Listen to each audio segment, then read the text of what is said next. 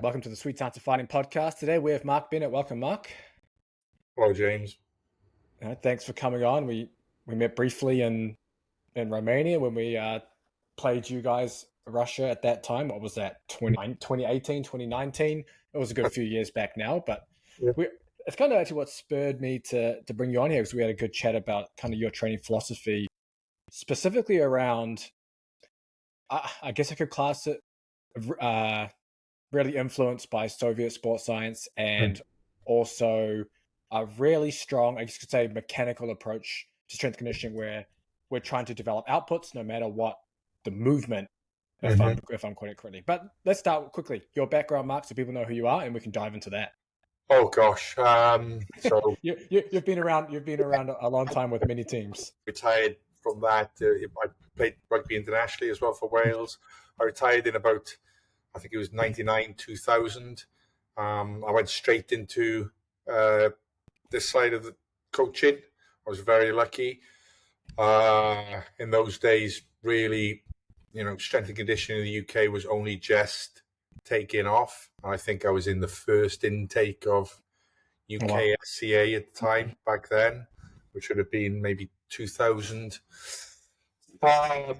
I worked at Bristol, who were also some of the last club I played for. I think I worked there for 3, maybe 4 seasons. From there, I moved back to Wales, and I was part of setting up the academies for the WRU. I think I did that from maybe 2003 to 2006. Then I took over the head role at the WRU, Welsh Rugby Union. I stayed there until, I'm going to guess, 10, 11 maybe something like that. I was lucky that we won 2 Grand Slams, 2 Triple Crowns. From there, I went to the Ospreys. I think I stayed there for maybe 3 to 4 seasons. We won, I don't even know what it was called. It's called the URC now. At the time, I think it might have been called the Magners League. We won that twice while I was there. I moved on from there. I ended up back at Bristol. Stayed there. I left Bristol for a job with England, head of sports science and medicine. Then I went from there and I did some work with World Rugby in Russia, where we met. After Russia, I took a job in tennis. I was working for an ATP player. I think he while we were together, or while I worked for him, he won the gold medal at the Olympics, and I think his ranking got to number 2 in the world. Was that Mediev? No, it's Zverev. Okay, yeah. Yeah. After tennis, I went back to do some work for World Rugby, and I was in Romania prior to the last World Cup. While I was there, I met the current head coach at the Blues, where I'm working now, Vern Cotter, and ended up going to Auckland to work with him. So, nice. So over the years, I've had quite a varied career in terms of quite a lot of clubs when I think back. But it has been, I'm going to say, it's going to be probably like 27 or 28 years while that's taken place. So, yeah. Yeah, it's a lot of experience we can dive into as well. And congratulations on the Super Rugby Championship as well with the first season. Obviously, it doesn't get any better coming into a club first season of doing that. Perfect. So if we come back to the training philosophy, we can start with the strength training stuff around, I guess, this kind of Soviet sports science influenced, I guess, model. Do you want to maybe just dive into maybe how you see strength training for sports performance? I think the first thing is that I don't tend to separate them out. There are separate trainings, but I think it's important that they're all considered within the same plan, schedule, context, whatever you want to say. So at one end, you have a maximal force output, which I suppose would be maybe powerlifting or Olympic weightlifting on a one-off event. And you go right through to the other end, which is endurance, where you consider it's about being able to produce a percentage of your maximal force over and over and over without getting fatigued and being able to repeat that. So I think it's important to realize that I think if everything has been on one one spectrum, and at one end you simply have the ability to produce high levels of force in an instant. On the other end, you're having to reproduce medium levels of force or for a longer sustained period of time. And it's about how you train to maximize your performance on that spectrum, dependent upon your sport and needs and your individual makeup. And you have to take all of those facts into consideration. And it's important to realize that sometimes maximum force training takes in the sport I'm in. Sometimes that sports training will need to take place outside the gym. But also we have times when you can be very beneficial for your endurance performance within the gym. So I think the first protocol is that I consider it all to be in one lab. I don't try to separate them out. In terms of, you said some of the max force might be done outside the gym. Is that referring to like contact, collision-based work, or is that something else? No, I'm thinking more about if you're trying to. I'm thinking about more like okay, so it's not maximum force, but it's towards the spectrum. If you consider that large spectrum of events, then you have people wouldn't consider sprinting or jumping to be close to that maximal force, but it's certainly a lot closer than it is to the endurance end. So I'm thinking about things like sprints when you're towing sleds, throwing medicine balls, that type of stuff. It's all part of the same output or developing the same outcomes. It's just when you do them within your training cycle and who you do them with. Yeah, let's dive into that a little bit. So maybe we can start on the individual level. How are you deciding then, I guess, who needs what? You know, if someone needs to be more on the endurance end or someone needs to be more on the maximum force end? Okay, so let's take a step back. Even though they're both on the same spectrum, I'd have separate tests. So you could be a requirement for maximum force, let's just say. You could also be a requirement for endurance. It's just how we train those factors would be dependent on tests. So there are a number of tests that you could use from Carmel Bosco, for instance, to find out what type of strength training is more beneficial for you, which I quite like and I'd frequently use. So they'd involve, the typical tests where maybe you would do a squat jump. So not a counter movement jump, a squat jump from a set position. You would do a squat jump with varying weights on your shoulders up to body weight, and then you would look at the difference between your basic squat jump, a ratio of your basic squat jump and your weighted squat jump, and you would hope that now I'm going to have to pull this figure out of the air without checking. I have a feeling that it's going to be somewhere about, I think it's about 27%. I think you'd want to jump 27% of the height with a barbell of your body weight on your back in comparison to your normal squat jump. If you jump more than 27% of that height, or whatever the figure is, I'd have to go and check. You would be focused on explosive type strength work. If you jump less than that height, then I would focus players on maximal strength work. And then from there, you have looking at depth jump height, how high can you counter movement jump, and how high can you depth jump off a box at the same height of your counter movement jump. Okay, and if you can't jump higher than your counter movement jump, if that makes sense, then I'd be looking at doing some stretch shortening cycle type work. If you can jump higher, then I'd be more concerned again with whatever we're doing is going to be focused on being able to improve rate of force development in the muscles rather than worrying about the tendons or the muscle tendon bodies. And then in terms of endurance, I'm probably looking at testing players on a Bronco and looking at normative data and making a decision about whether they have very good or good aerobic endurance for their position or not, and then placing them on programs according to that, really. Gotcha. And then with the depth jump, then you're comparing that to counter movement jump. Are you taking reactive strength index measures off that, or just doing a straight jump height comparison? Jump height. I think that there are too many factors that go into RSI.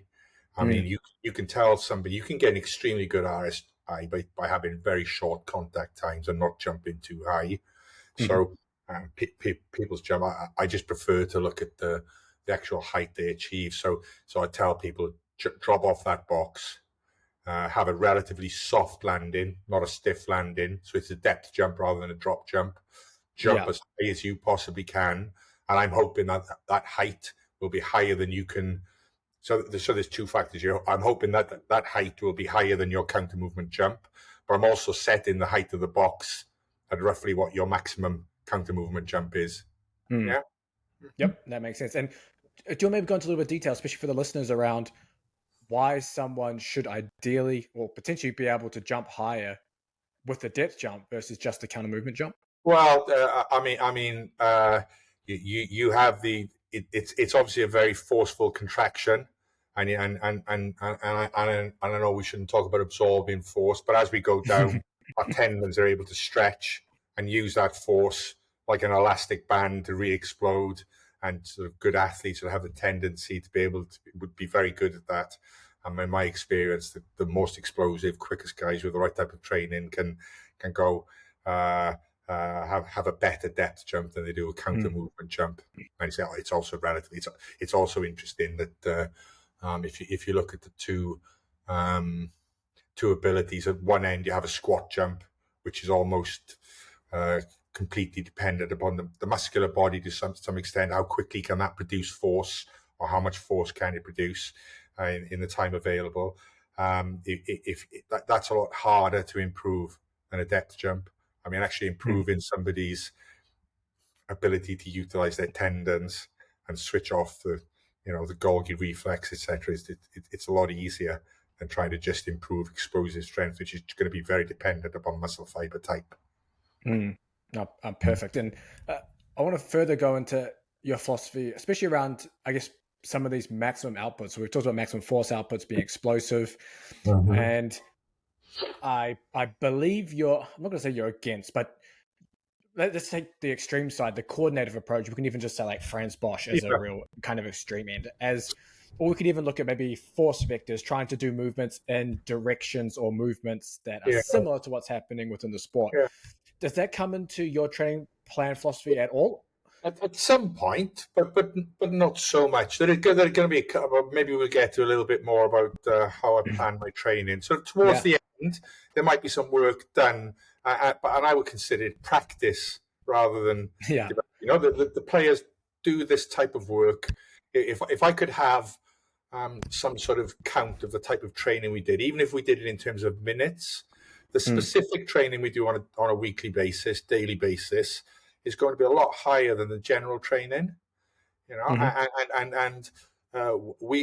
my job is to make the players better athletes. They're already running, stepping, stopping, re-accelerating, getting up and down off the floor, whatever movements you want to talk to. They're already doing this for 2 or 3 hours during the day.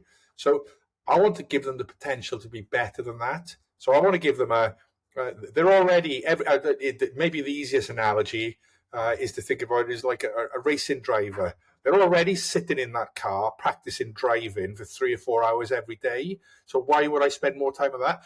My concern is about giving them a bigger engine. And that bigger engine may not transfer immediately, but it will transfer. It may take 3 weeks. It may take 6 weeks. It will transfer. So I would rather spend my time making changes, to physical changes that will actually make them a better player, rather than trying to improve coordination. And I think that the problem we have is, again, we talk about spectrums. You need two things from training. You need specificity and you need overload. We have plenty of specificity, so I need to make sure there's overload there. If you want to change somebody physically, it doesn't just come by tapping them with a little wooden chopstick.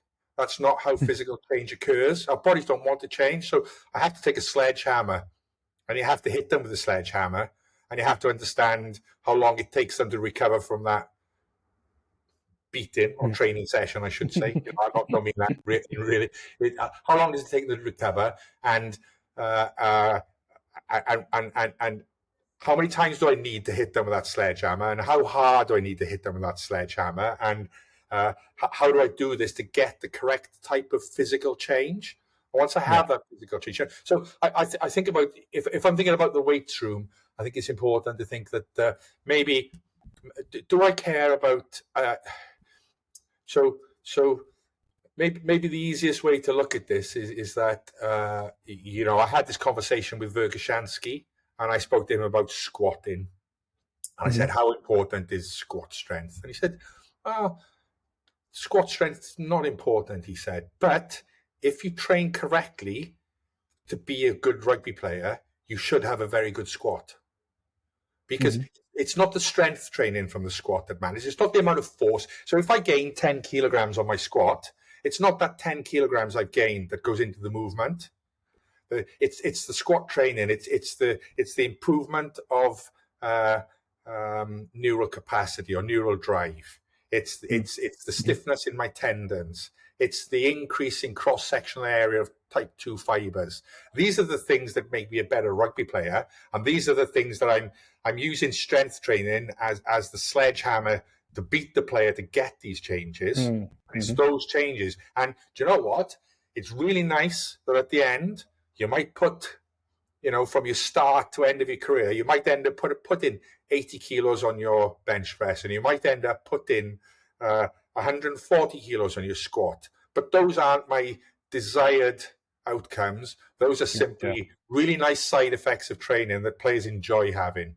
Does that make sense? Yeah, no, that makes a lot of sense. So instead of chasing, a lot of people talk about you got to squat, bench, or deadlift more, and these numbers got to go up regardless. But it's more so, hey, I'm doing these to drive these adaptations, more mobility recruitment, etc. And these, if the numbers go up, fine. But if not, it's good. They go up, and you know what? They will go up. Yeah. But they won't go up when you think they'll go up. They'll go up 6 weeks after you expect them to go up, when we do something else. And these are the things that players, you have to have some trust from players or the people you're working with. And soon they start to realize, oh, actually, he's not lying to me. These things are happening. Maybe I need to start listening and doing what we say. So I think it's important that we realize that rugby players, they do need to be strong, but it's a side effect of their training. It's not the desired outcome.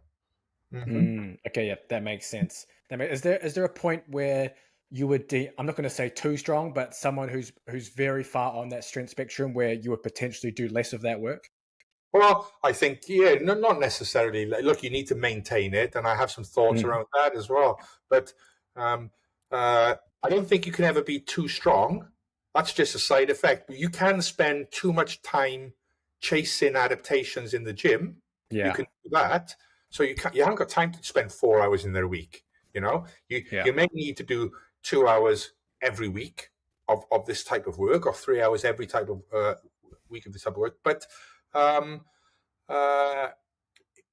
when we get to the point where players are very strong, the chances are that it's not the same sort of sledgehammer beating they need anymore.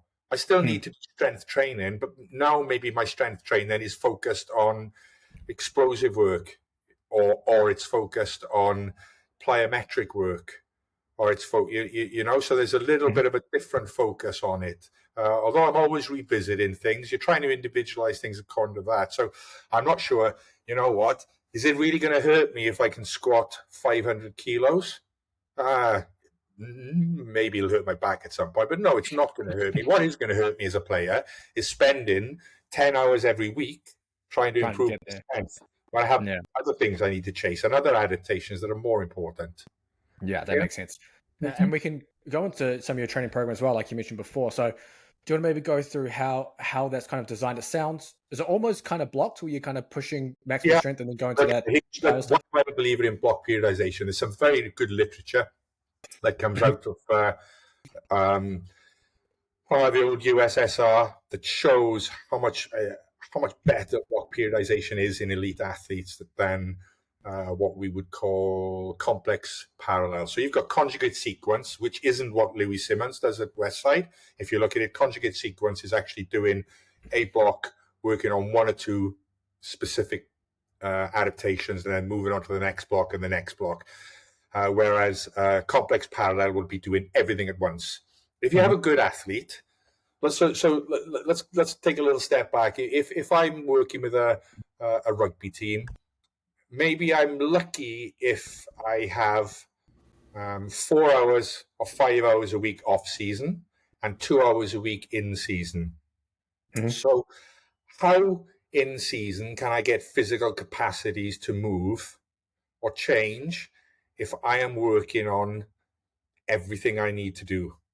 If I'm working on maximum strength, rate of force development, plyometric ability or stretch shortening cycle, aerobic endurance, maximal speed, agility, where do I find time in the week to do that? And more importantly, where do I find enough time to do enough volume of work to actually change something? Mm-hmm. So I'm not a huge believer. I see so much in team sports. Two things turn me off straight away. If I see somebody's programming and on a Monday they're doing strength training and on a Thursday, we're going from a Saturday to a Saturday. So on a Tuesday they're doing strength training and on a Thursday they're doing power training or whatever you want to call it. Mm-hmm. If they do that with their players or clients, that turns me off. And the second thing that turns me off is if I see somebody who starts a periodization paradigm for strength training where they're doing, for example, 10 on 70% of some movement at the start, or 5 mm-hmm. on 80%, and they're moving towards a 1 rep maximum. Well, that's just a strength training program. I don't want to get them stronger. I want to drive adaptations. Mm-hmm. So there are two things. Mm-hmm. Interesting. Okay. Yeah. So then within, say, because there's a lot of, I guess, within combat sports, grapplers will compete very often. You could probably compare that similar to an in-season as well. Then are you blocking, say, 3 or 4 weeks of just pure, hey, this is maximal strength development, and another 3 or 4 weeks blocking, this is just pure power down. And that's in the season as well. Yes. I'll do that because we don't have enough time. And when some people in rugby would worry about moving away from maximal strength for a while because of the obvious needs to maintain muscle mass and size. But I think when you look at a lot of the work that you can do for explosive strength, for instance, in box, you can do complex training or contrast training. So there are many ways to include some stimulus in there that will maintain muscle mass or body weight. Okay, so you'll still have some of those elements even within those blocks as well. But it's important to realize that they're direct. For example, in my complex, if I'm doing a block of work to develop explosive strength, maybe I'll have some heavy squats in there, or some heavy leg press, or some heavy lunges, whatever the movement is suitable for that player. Maybe I'll have that work in there, but the goal of lifting 2 reps at 90% won't be to improve maximal strength. It'll be able to potentiate or produce some post-activation potentiation or whatever you want for the explosive exercises that are following it. But again, there's a nice side effect where if I'm doing that, I'm helping to maintain some element of maximum strength. I'm able to push out for longer before I need to revisit that training block. So then what does a general set rep look like for developing that maximal strength thing? Because you mentioned working up to 1 rep max. So in the off season, it may be something, I'd be using like repeat serial methods where it may be doing something like, for example, they might do a session, for example, might be a chosen exercise. And look, I don't think it has to be a squat before, because it can be a lunge, it can be a leg press. As long as it's working the correct muscle groups, I have no issues. What about leg extension? Look, some players need. I got no issue with playing at the end. They're not going to be the mainstay of the program. So maybe a session for lower body in a I call it a maximal strength period, but I'm not trying to develop maximum strength. It's in reality, what am I trying to get out of that period? I'm trying to get increased neural drive. I'm trying to get increased cross-sectional area of type 2 fibers, these types of things. So it could look like it could be sort of 12, 10, 7, 5 reps at 60, 65, 70, 75, 80% with maybe 5 minutes between sets and then maybe a 10-minute break, and then they'd repeat that. That could be a type of training session for some players, especially younger players who need to improve muscle mass, for players who have some more, for players who have a greater training age and maybe don't need to worry about muscle mass so much and have better recovery capacities for heavier weights rather than just volume. Maybe they would look at something like 2 to 3 sets of 3 reps at 90% of 1 rep maximum with 5 minutes recovery, and then maybe a 10 to a 15-minute rest period and repeat that again. So, would they just be doing that one lift in that session? Because that would be almost an hour, wouldn't it, just for that? Yeah, they might. So I look. This is my other belief, is that I could. What do I want to do? Do I want to just throw a load of exercises at players and hope that they get better, or shall I focus on 1 or 2 things and really try and get the adaptations that I need out of those?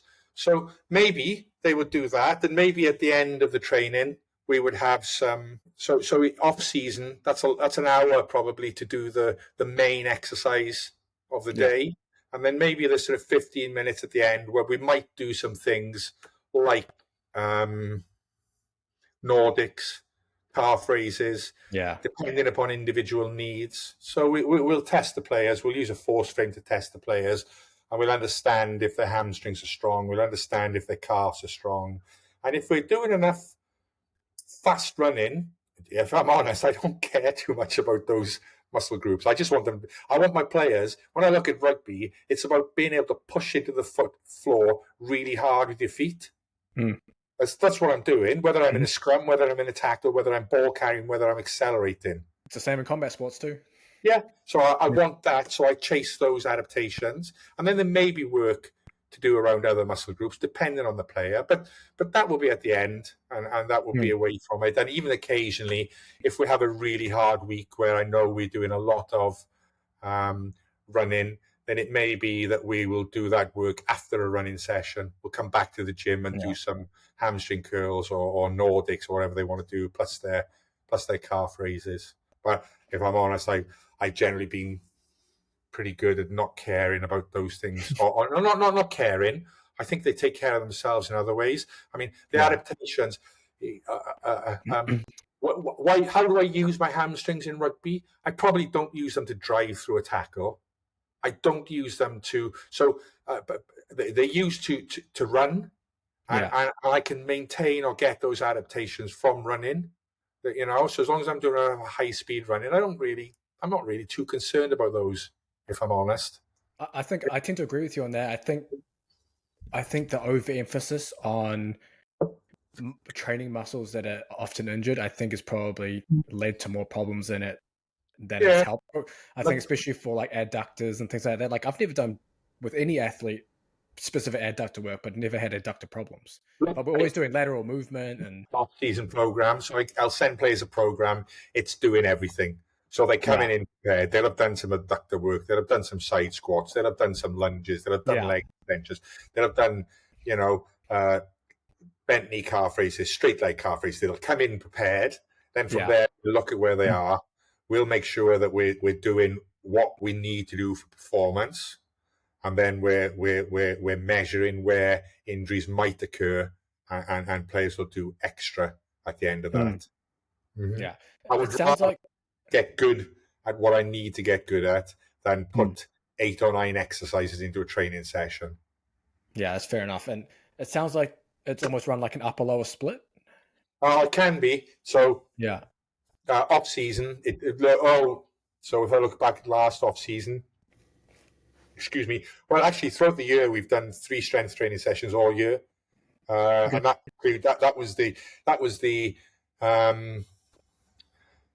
right from the start of pre-season until the Thursday before the final. We did 3 strength training sessions every week. Towards the end, they became voluntary, but people did them. There were very few that didn't, and they will be a sort of one upper body, one lower body, and one full body type training session. And when we have the upper body and lower body as separate sessions, that will be more of an opportunity to include some other work, that we talk about. The full body session would just be very basic lifts with maybe one addition at the end. That makes sense. And then obviously as you approach semifinals, finals, you're potentially altering that training program to be potentially less volume, whatever it is, just to help with recovery for those matches. So obviously there are fighters go through a similar thing, obviously coming to the end of fight camp, having to taper down some of their training. So how does that look then compared to maybe earlier in the season? On volume rather than intensity. So look, we'll do blocks of work, and it's none of this is my work, by the way. This is all Verkhoshansky's. I've just stolen it from him, and I try my best to follow what I believe it means, and from the limited information I've had from him personally, I try to follow that. And maybe if he saw my periodization, he'd say, no, that's not how it is. But it's worked for me, and every time I've tried to move away from it, I've had issues. And when I say I've had issues, physical performance isn't as good. The players are not as fast. They're not as fit. They're not as explosive. So it works. So somebody, if I'm going to change this, somebody has to find me something better and something simpler to do. So I have a block of maximal strength work, and in that block of maximal strength work, I will do sort of longer aerobic intervals alongside it. Yeah. Okay. So those would be the two things I would do together. Then I would have a block of explosive strength work, and I would do shorter aerobic work alongside it. So maybe, one-to-one recovery MAS work, short intervals from 20 to 15 seconds. Then I would have a block of what you would call specific work. But again, I would use Verkhoshansky's guidelines for specificity. Does it use the right muscle groups? Is it, I would go down through his laws of dynamic correspondence. So a specific exercise is, for me, it would rarely be, running with a barbell on my shoulders or a broomstick above my head. It would be something designed to improve the right type of energetics or force development within the type of movements we do in the game. And the lower the training age of a player, the less specific the specific work would look, if that makes sense. And when I'm doing that specific work, we'd be doing a lot of repeat speed. We'd be doing a lot of sort of anaerobic, in inverted commas, work. I'm a believer that that's very useful for rugby players, but I also have an understanding that it's quite limited in terms of how long you can run those training sessions before improvements stop. So in my experience, I can probably make players better for 5, 6, 7, 8 sessions maybe of repeat speed work. Then I have to go back and do some longer intervals again or something similar. Gotcha. So this is the way, that's the way. I've lost my train of thought now. Where will we go? That's I put my cycles. Oh yes, volume. Now, I'm trying to decrease volume throughout that, but when you look at what we're doing, volume is naturally decreasing. So I was going to say, so if you run through that block, you're kind of getting there anyway. Yeah, I get there, and I'm doing, and even at the end, I would have when it comes to if we reach playoffs, I've then gone from my block periodization. We had 3 weeks of playoffs this year, so in the playoffs, we've gone from block periodization into how do I maintain qualities, as well as I possibly can with doing a minimal amount of work. And early in the week, I would just try to get players to do an explosive type training session, which is so it's the inverse of what I spoke about. I don't like earlier, and then at the end of the week, we would be trying to max out. We'd be trying to lift. So we played the we played the final on the Saturday, and on the Thursday before, we were maxing out on squat and bench press, trying to lift as heavy as we could for 2 reps. Yeah.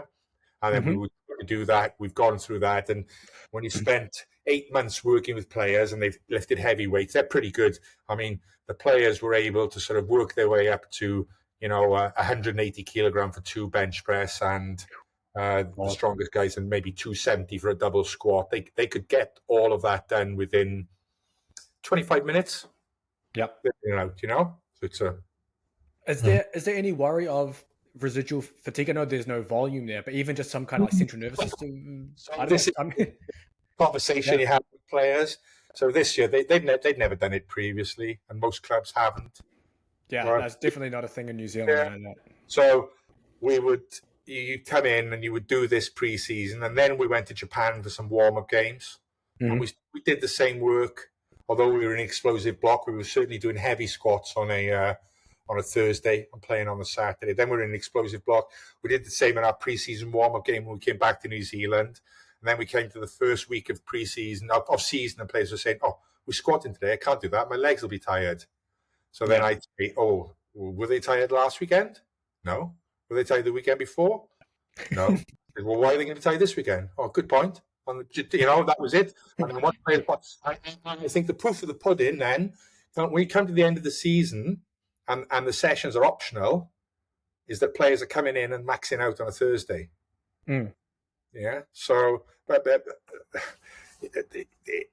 it doesn't sound right, but it works. And again, this isn't me. This is Verkhoshansky. I spoke to him, and he spoke about maintenance work. What should I be doing? And he said, "Oh, just do, 2 sets of 2 at 90%. Yeah, that will maintain neural qualities. That will maintain tendon qualities. That will maintain muscle mass, for short periods of time." So I do that, and it's worked. And I monitor my training, my strength training program. I monitor through counter movement jump, not because I think counter movement jump is the most important factor in rugby, but it tells me what's happening. It tells me whether my training is going in the right direction. If players are jumping higher, there's a good chance that they have the potential to run faster, stop quicker, do all the hit people harder on the field. So I monitor it, and we went this year from 100% was the squad average on day one, obviously, because why don't you jump on day one? That's your best, and then we work towards it, and we're looking for some sort of undulating pattern throughout the year. I mean, if I want to make counter movement jump better, I have to do enough volume and intensity to decrease it a little before it get better. Yeah. It can't be so. But then we're wanting to keep that going high. And, I promised the players, or I should say the staff in the department promised the players that the last week of the season would be our highest jump. And we did. We got to 121%. So we added 21% over the course of 6 months. And if you're not seeing that dip, are you increasing training volume? So not necessarily training volume, but what I'll see with players is that again, I'm going to go back to him, and people think I owe my career to Verkhoshansky. If I'm honest, if I hadn't have read his books, I'd still be doing, powerlifting paradigms and trying to impose a powerlifting program and a sprinting program onto rugby playing athletes. But what was the question again? About if you don't see the dip in counter movement jump, do you increase volume? So when you look at him, he has a very good long-term athlete development plan where he has suggestions upon what would be the greatest stimulus exercises for players. So he would say that a depth jump done correctly is the highest stimulus. So not a drop jump. So when I was younger, probably a mistake that I made was trying to get academy players to squat heavy and to depth jump as early as possible, safely, with good technique. And you see some very steep changes, but then they plateau off because I've missed a whole lot of methods and means in between. You went straight to the ACE card, right? Get better, yeah. So if players aren't dipping, excuse me, I think that his sort of paradigm would start with something like jumps in place. Then they would start with extensive jumps horizontal. Then you go to 5 and 10 rep maximum weights. then you would go to heavy weights, then you would go to maybe continual barbell jumps, then you go to kettlebell jumps and squat jumps with heavy weights.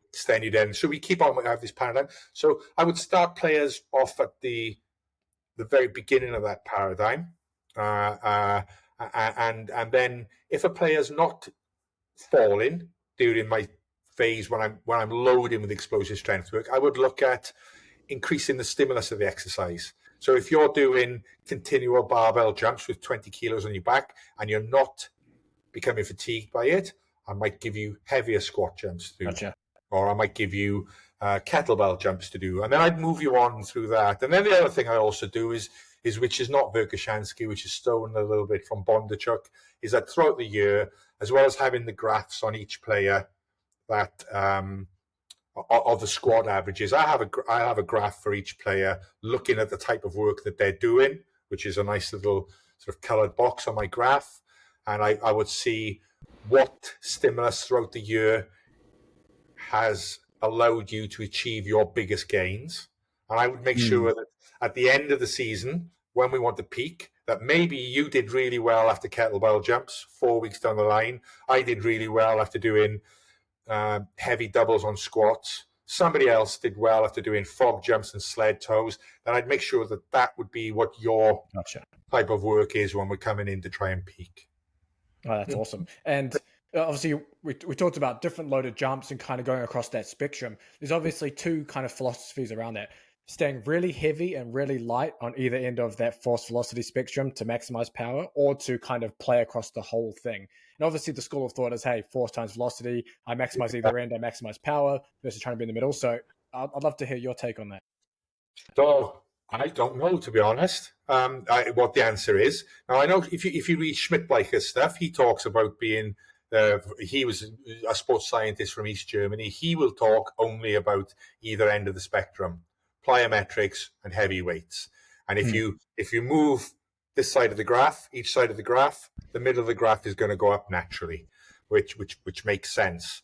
Now, I do tend to work across the spectrum because I think that it maybe it is given an advantage, but if it isn't given an advantage, it's certainly not giving me a disadvantage. Okay, and it also gives some variety and variation and a whole lot of exercise selections that players can go to as well. And I think players appreciate that during a long season. I don't want to be stuck only doing 2 exercises. I want to have lots of things, like even though I'll tend to focus on 1 or 2 things at a time, I still want to throughout the year be able to rotate those things so there's some variety in there for players and variation. Are you rotating, say, each time you go through a maximal strength block, it's a different exercise, or you're rotating within the block? I like to do that, but there comes to be problems sometimes because, for example, if you have a player who's been doing squats and you want to change him through to lunges in April, right in the middle of the season, you're going to have some pretty bad DOMs there to deal with. So there are times where if I get the opportunity to do it, I'll do it. And then you're also surprised at how many players don't want to change. So they're happy to change their explosive exercises, be whatever that is, frog jumps, single leg hops, triple jump, depth jumps, kettlebell jumps. They're happy to change those, but they like to stay within a box for their maximum strength exercises or their potentiation exercises, those heavy works. You know, it's the nature of rugby, I think, that rightly or wrongly, they like to have a good squat. They like to have a good bench press. They want to be able to chin heavy, and that gives them confidence. So if players want to change, I'm more than happy, and I will encourage players to change. But if they don't want to change, don't have an issue. Is range of motion something you play with? I guess change at all? So again, this is the only, when he sort of talking about specificity, is that I think that if I'm trying to build tissue tolerance, if I'm trying to build type 2 fibers, maybe if I'm trying to actually build something, then I tend to go for a large range of movement. There are players who can't do it. I got no issue if players want a box squat, a high box squat, I'll do that. If they want a lunge, lower lunge, higher lunge, I'll do that. But again, I don't have an issue. They do what they can do because it's collision sport. But I like to have a full range of movement where we can. But then as things become more specific, if you follow the laws of dynamic correspondence, I'm trying to do things from the joint angles of wherever I'm trying to develop, with that, whether it's for acceleration or maximum velocity or scrummaging ability or to hit a ruck low or attack. Whatever we're trying to do is where I might change the angles of movement then. Joint angles, sorry then. Yeah. No, that makes sense. It's perfect. And we'll quickly go into conditioning as well. So we talked about the different blocks, kind of almost like long high intensity intervals into short high intensity intervals into more repeat sprint stuff. I guess within those blocks as well, you've got to cover sprinting as well. So I'm assuming speed is involved in those blocks too. So how are those all balanced together? Look, I'd make that simple. So in the early days, we're doing lots of acceleration work. Yeah. And then through that middle block of explosive strength, we'll build up and do some maximal speed. And in the last block, it tends to be sport-specific stuff. So actually slowing down, stopping, going again, agility, whatever you want to call it. So they simply go through, from... It's actually probably not specific because of all of those, maximum speed is the least specific. But it goes in there because of the safety issues, because we need to build towards that. And also, look, if somebody is doing, 6 or 7 kilometers a week of work above 5 meters per second, the hamstring's going to be pretty tired anyway. So I don't know what I'm going to get by giving them high speed work. And also, I don't know about the risks involved, so I would tend to leave it for the next block where we've quietened down our volumes of running. Gotcha. So then you're not trying to, I guess, touch close to max velocity each week throughout the season. It kind of just depends on season players will, because we'll be doing less. Look, there's less endurance work done during the season. Yeah. But players will try to touch on it. Some certainly will, especially the backs. Some forwards aren't too concerned about it. Yeah. Like I try to look for patterns, and I've never been able to find patterns where somebody's not hit high velocity for 3 weeks and then had a hamstring injury the week they have done it. Tend to see things where people from injuries in season, hamstrings and calves, where people have had rather than large jumps in intensity, large jumps or drops in volume, where they've had an injury and they come back and they try to. So I think it's probably for me, it's more important about having a nice stepwise progression in the amount of running you do and the amount of high speed running you do, rather than being concerned about hitting maximum velocity. Perfect. I see the common sense behind it, but sometimes actually doing it pragmatically, you might, we're going to plan to do it Thursday, and then you look at Thursday and suddenly somebody's done 8.5 kilometers. I know you're not doing it, so it doesn't happen, Yeah. We've been through days like that. But talking about it, during season, those players who don't play will follow the sort of periodization paradigm. So if you're in a maximum strength and a long aerobic interval block, those guys Thursday, Friday, Saturday will do long intervals. If we're in repeat speed, they'll do repeat speed. If they're in, so we'll follow those paradigms for those players. So trying to repeat that. So rather than having the end of the week focused on placing a game, we're trying to work an energy system. I want to get you better, so we're going to spend this 4 weeks getting fitter aerobically. Yeah. Do you want to maybe give some examples for the listeners of how some of these long interval sessions look and how some of the short ones and even the repeat speed? Let's give. So look, you're going to have to trust my judgment here. There's a nice paper that, or trust my memory here. There's a nice paper out there that talks about a development of aerobic capacity, and if you read about it, it tells you that rugby players need team sports players need between. You can work out the figures from how long they need to spend at maximum heart rate and MAS speeds or speeds above MAS, and that if you're doing 1-to-1 intervals, as in 30 seconds work, 30 seconds recovery. Then you're trying to get, if you get 16 minutes of work done during the session, so this would include your, sorry to be confusing. So 16 minutes, not of running, but of running and of recovery periods between runs, but not recovery periods between sets. Gotcha. So if I did 5 sets, if I did 10 reps of 30 on, 30 off, that would be 5 minutes. Okay, I need to cover about 16 minutes in the session for the majority of players, or the players who sit in the middle of that normal curve, to get the best development of aerobic capacity. So I want to give them the best chance to achieve. So when I do MAS work based on that, I'm trying to build up 16 minutes. So it could be that maybe the first set might be 30 seconds on, 30 seconds off for 10 reps, which would give me 5 minutes. The next set might be 15 seconds on, 15 seconds off for 20 reps, which would give me 5 minutes. And then, you understand? So I will try and build something together to just give them the correct time at the of running. So I'm not trying to relate it towards how much they do in rugby. I'm simply trying to relate it to what the literature tells me is the best adaptation for developing aerobic ability in these players. So or the most effective. It may not be the best, but short term, over 6 weeks, it's what gives you the quickest gains, which is what we need, you know. So I will look at doing that. And then, you know, obviously players are individualized according to their MAS, which is calculated from the Bronco or wherever we do. And then I'll play around. Sometimes I'll put a turn in there. Sometimes I won't. And I'll give them 1 second for the turn. So I'll calculate all the distances accordingly.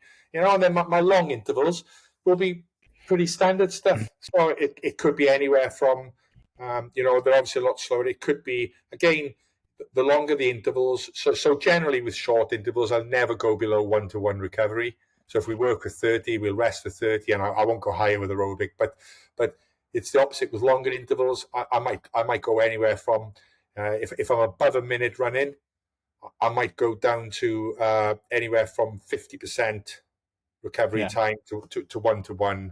And I'll build that up to sort of, you know, I've just got some thoughts in my mind about what seems to work. But we may do 12 times 1 minute on, 1 minute off. You might do 4 times 4 minutes on, 2 minutes off. And also the other point to note with all of this, I think, is that the further we are away from the specific stuff, so the longer the intervals, the more chance that I might do them on a bike or a rowing machine or a ski erg, because I'm probably trying to get, you know, I'm at least as concerned with central adaptations there, which you're going to get anyway. Yeah, that's actually going to be my next question. So I'm going to jump on the next one after that around these interval lengths as well. So obviously you're always aiming for that 16 minutes. So the in the 1-to-1 short recovery. So when it's below 6 seconds, but above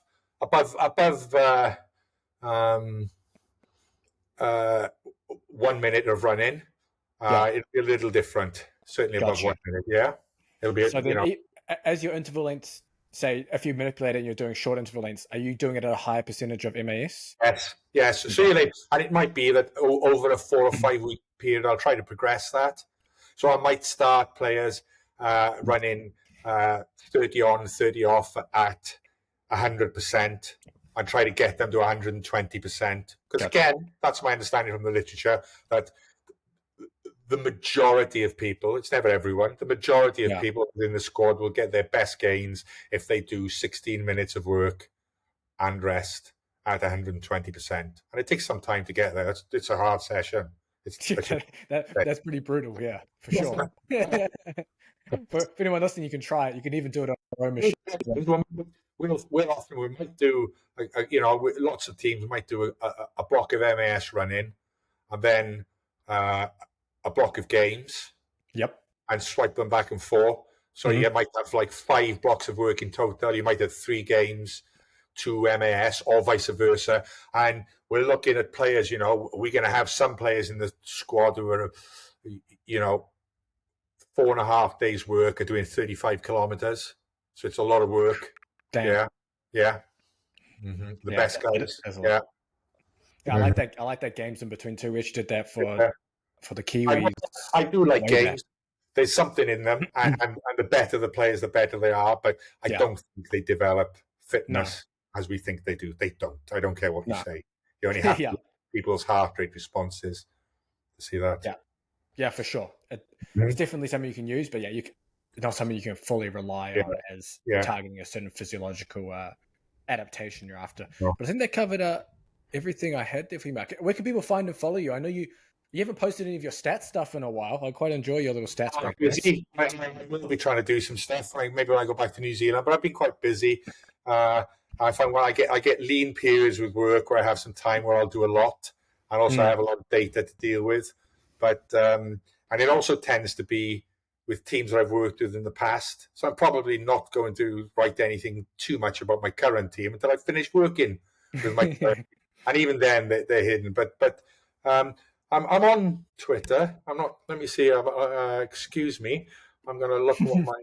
I don't. That's my only social media outlet. I go in there and I don't post as much as I used to. I did used to like doing stats, but like I said, it's the time. Mark Bennett 07. That's right. Yeah. There we go. Okay. Yeah. And apart from that, you won't find me on Facebook, you won't find me on Instagram, and you won't find me on TikTok. Yes. Yeah. Oh no. I waste enough time on Twitter. No, perfect. Yeah, okay, yeah, X now. We'll still call it Twitter, but I'll link that up down in the description as well for anyone who's interested in following Mark. And if you go through some of his old posts, he's got some really cool stat stuff on there too. But I appreciate you coming on, Mark, and sharing everything. Yeah. And we'll lead people to you. All right. Perfect. Thank you.